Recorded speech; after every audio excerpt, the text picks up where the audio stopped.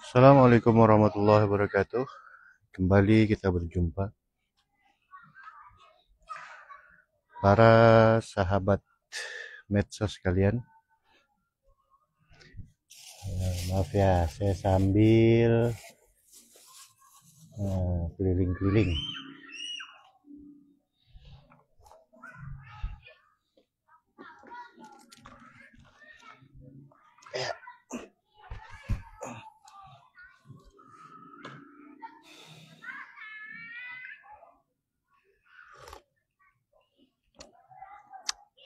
Sambil ngopi-ngopi.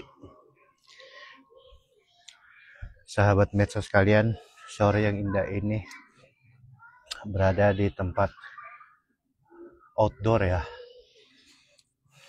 Menikmati udara segar sambil bikin video.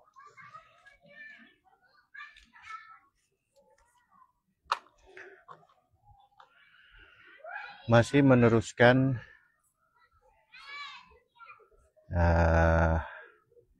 judul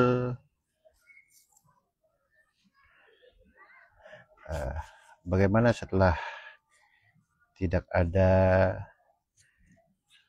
para nabi ya, kurang lebih seperti itu ya.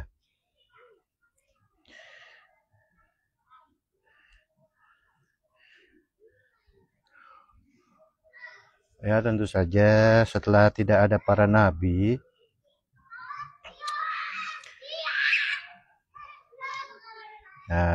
kita mencari penerusnya.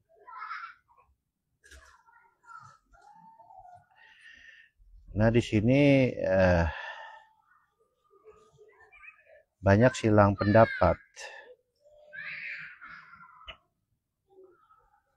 Apakah harus menguasai 100% syariat ulamanya ini atau gimana?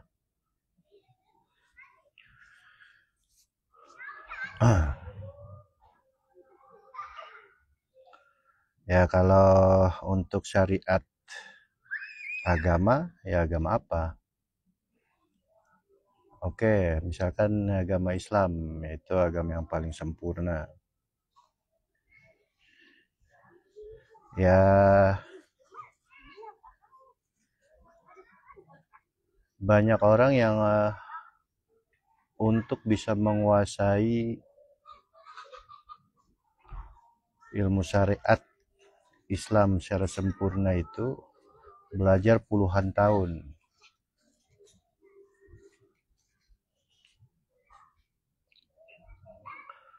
Ya. Jadi dengan kata lain bisa jadi syarat ulama penerus kenabian ini tidak terlalu menguasai syariat agama Islam maksudnya.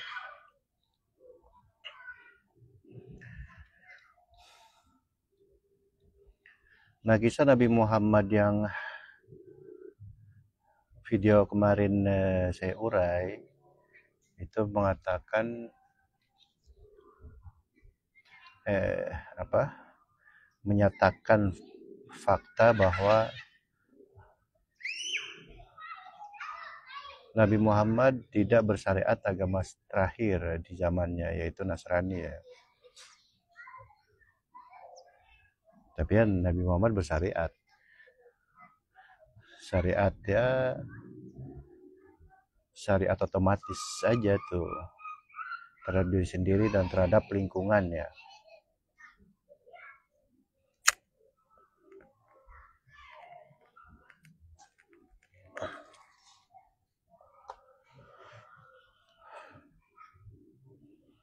Baik pada orang, pada lingkungan, tetangga, seperti itu.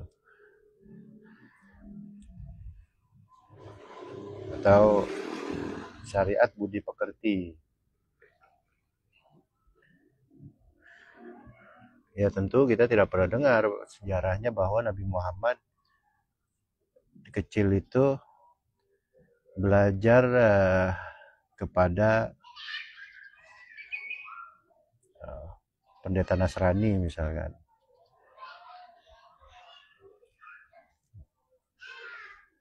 atau pendeta Yahudi misalkan.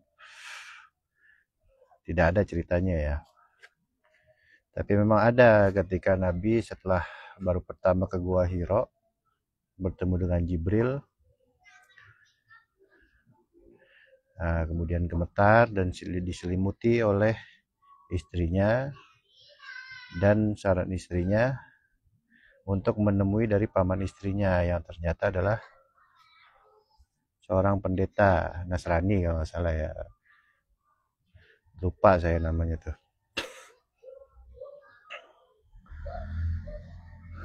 Nah itu pun hanya untuk menyamakan ada hal yang belum dipahami atau apa ya bahasanya, belum dipahami Nabi Muhammad lah saat itu. Tapi itu tentang kerohanian.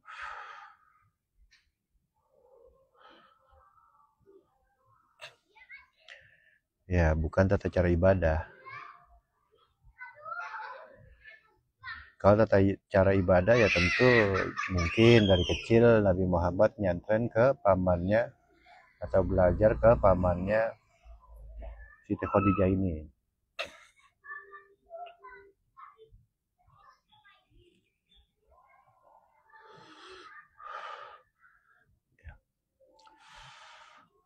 Ya mudah-mudahan ini anggaplah sebagai satu sudut pandang ya. Ngopi sahabat medsos sekalian.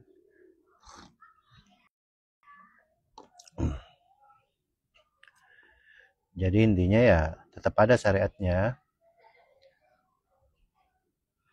tapi ya sekedar gitu.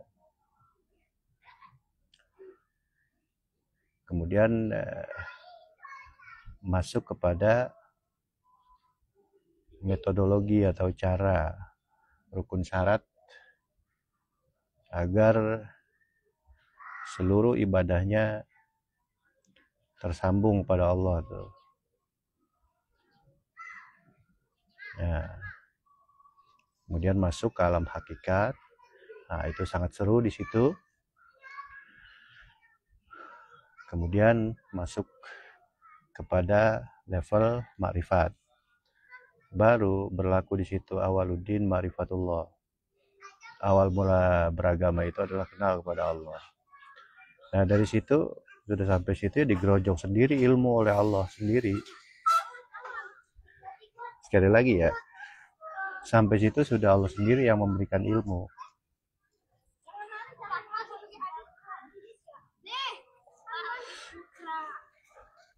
Nah di situ bukan manusia lagi yang ngajarin. Ya seperti itu ya. Nabi Muhammad pun demikian kan.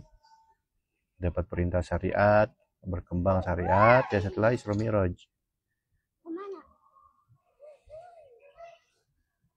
Ya pertanyaannya, sebelum Nabi Isra Mi'raj apakah sholat yang 5 waktu? Kan belum ya. Dan umur berapa Nabi Isra Mi'raj? Nah seperti itu ya. Adapun keterangan-keterangan taklif itu setelah balik, ya, menanggung dosa sendiri, balago itu sampai. Nah ulama fikih menafsirkan adalah kalau laki-laki ketika sudah mimpi basah ya, kalau perempuan ketika menstruasi. Nah sampai di sini sebenarnya adalah sampai kepada makrifat. Apakah itu lama? Nah itu jawabannya adalah gambaran dari orang-orang yang berjalan di Shiratal Mustaqim. Ada yang merangkak, ada yang berlari, ada yang cepat kilat. Tapi bocoran-bocorannya udah dikasih tahu oleh ulama billah ini, ulama pewaris Nabi ini.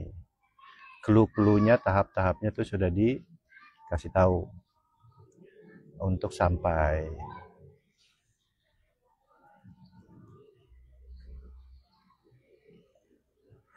Jadi ada tahapan di mana ya Allah sendiri yang mengajarkan padanya. Gitu.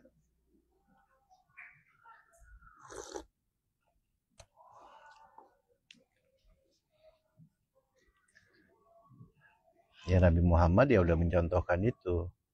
Tidak bisa baca, tidak bisa tulis, tetapi bisa mendapatkan banyak ilmu.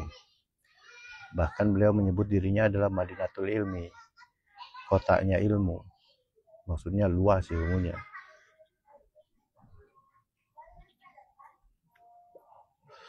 Dan ini sangat penting. Jadi inilah sedikit gambaran tentang udkhulu fisilmi kafah. Masuklah kalian ke dalam jalan keselamatan secara menyeluruh. Maksudnya adalah lahiriah dan batiniah, jasmani dan ruhani.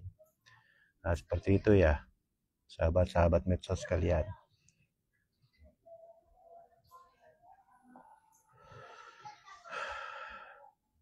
Ya, saya rasa cukup sekian. Ini hitung-hitung ngetes mic juga ya, sahabat medsos sekalian. Kira-kira suaranya keras atau tidak?